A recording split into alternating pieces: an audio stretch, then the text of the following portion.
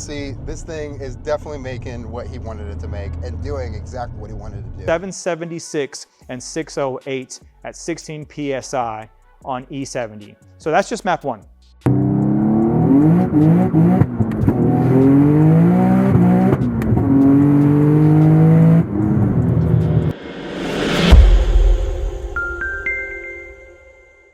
Hey, what's going on guys? Nick from SOHO Motorsports, and we've got Ben's 900 plus wheel 370Z, built motor, twin turbo, E85, all the boost, all the fuel. Let's talk about this one. This is a very fun build that we just wrapped up. It's Ben's 900 plus wheel Nissan 370Z.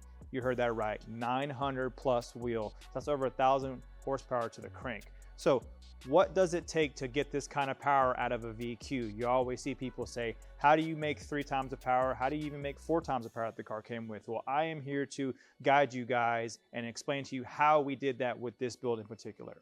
So we start first with the main component in this build, which is going to be our SOHO Stage 2 engine package, which has the HP package on it, along with our newly upgraded heads that we offer for all of the HP packages for the VHR. So what does the new head package include? Includes larger valves, a couple of other items as well in there too, to allow it to breathe better and make power more efficiently. If you've seen Alpha's car, I'm sure you've seen it all over Texas 2K. He does have that same set of heads on his vehicle.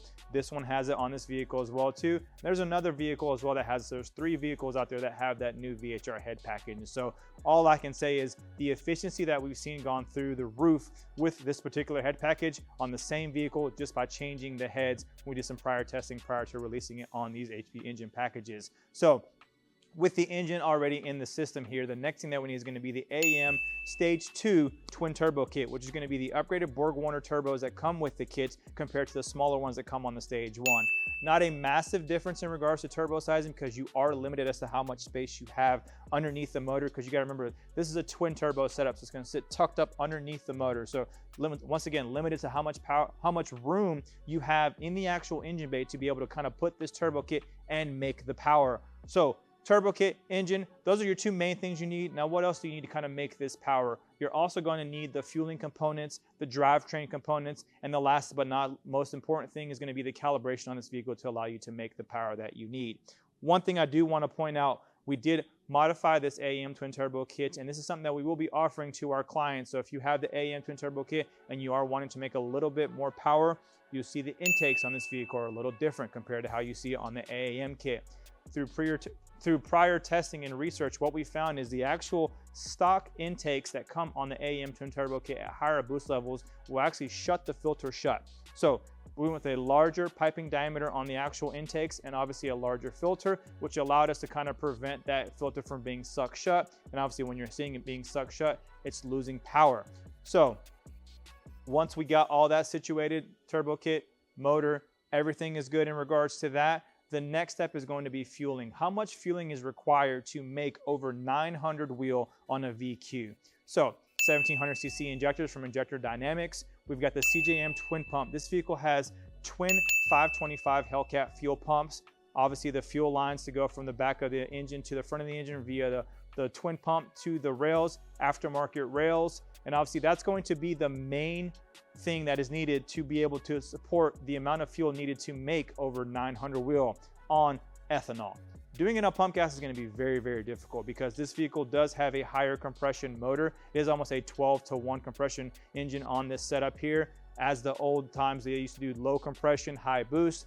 What happens with that is you run a lot more boost to make the same power. If you run less boost with higher compression, you're obviously able to make the same power. This is when the calibration comes into play. So if you know what you're doing in regards to that, high compression is always going to be the way to go when you're wanting to go force induction and make power on less boost. More boost, you run into the efficiency range of the actual turbo. The turbos are not happy, then it's blowing hot air. Sorry to go off on a tangent. That just explains everything in regards to what is going on whenever you do go from a low compression motor to a high compression motor. Now, fueling, turbo kit, motor, how much is it going to take? How much torque are we going to see on this vehicle? What kind of clutch are we going to need on this one? There are many options out there. So this vehicle's got the OS Geiken triple disc setup on this vehicle. There's also the Z-Speed triple disc setup that a lot of guys will run as well too. You're going to need a twin or a triple disc clutch system to allow you to put the power down, just because a single disc is not going to be able to handle the torque that this thing puts down. So now that we have motor, turbo kit, fueling, clutches, all that stuff figured out. This vehicle also does have the upgraded QA1 SOHO drive shaft. So you are going to need a drive shaft. A lot of times what happens with the stock drive shaft, they'll break under high power, especially when you're going to launch the vehicle. So as we continue to work our way back, what else did we change in the drive line? We actually went from a 3.7 final drive ratio on this vehicle to 3.5. Now, what does that mean? What am I doing when I'm going from the 3.7 to the 3.5? When I'm going from the 3.7 final drive ratio to a 3.5, what happens is it basically allows us to stay in gear longer and not have to worry about shifting more when we're doing 60 to 130s, when we're going down the track. It basically elongates the pull, elongates the RPM that you're going to be in whenever you're going from that 3.7 to 3.5. So the lower you go in number, the longer the gear is going to be. For example, the Automax had a 3.33. So a lot of guys will put the 3.33 for half mile racing, or a lot of guys will go 3.9, or they'll go 4.0. Depending on what you're wanting to do with the vehicle is going to determine what kind of final drive you want in this vehicle. Now, the most important question, how much power does this vehicle put down? So this vehicle has 3 maps. I'll tell you what map 1 is, and I'll tell you what map 3 is. Map 3 is going to be the yes map. So map 1 put down 776 and 608 at 16 PSI on E70. So that's just map 1. Now we go from map 1 to map 2 to map 3. Now map 3 is going to be the boost, all of it, yes map, where it's basically going to make about 25 PSI is what it's going to make on map 3. That is where we saw the limitation of the turbo kit. That's where we started seeing that we weren't making any kind of returns when we were increasing the boost pressure. So that's where we stopped. So at 25 pounds, this vehicle put down 970 wheel and 778 foot-pounds of torque. Take a look at this graph. Look how nice this graph looks. It looks real nice. It comes in. I brought it in a little bit lazier just because I wanted to kind of keep the traction and have the power on the top end, as you can see in the boost plot. So Aiden and Justin are going to go for a ride in this. They're going to have so much fun with this. I'm kind of just that I didn't go on a ride with this one. However, this is a fun build. We thank Ben for it. Let's go for the ride. Okay, guys. I'm Aiden. This is Justin. As you guys know, we're just doing a little bit of quick review in Ben's 370 Nismo with the Stage 2 built motor by us and the AAM twin turbo kit. So, Justin, take it over from here and let them know this stuff. What's up, guys? How are you? So, this one's basically got a pretty solid selection of parts.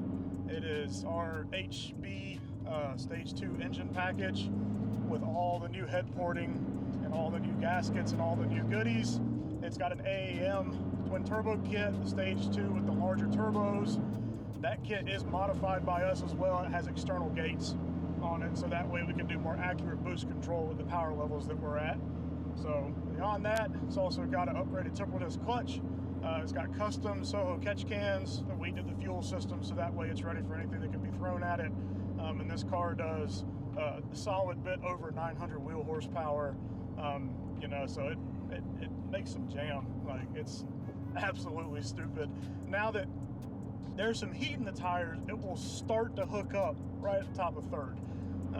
So once you get into fourth, it actually will start to put the power down, which is nuts, to put it in a word. Fortunately, it does have the built differential, and we just recently got Dylan to dial the alignment in, so that way it shoots straight even when the tires are lit up. So this car is absolute monster. We know Ben's going to enjoy it. This is one of his requirements for getting this car back, was that it had to spin tires in third and it had to spin tires in fourth. So, brother, we got you covered. It does it. Well, it definitely does it. Man. As you guys can see, this thing is definitely making what he wanted it to make and doing exactly what he wanted to do. So, Ben, thank you so much for letting us work on your car and do this build. And especially as a media guy, it has been a pleasure to be able to be near this car and just shoot it. So, thank you guys so much for watching. Please make sure to like, comment, subscribe, and show the love. And we'll see you guys on the next one. Peace out, guys.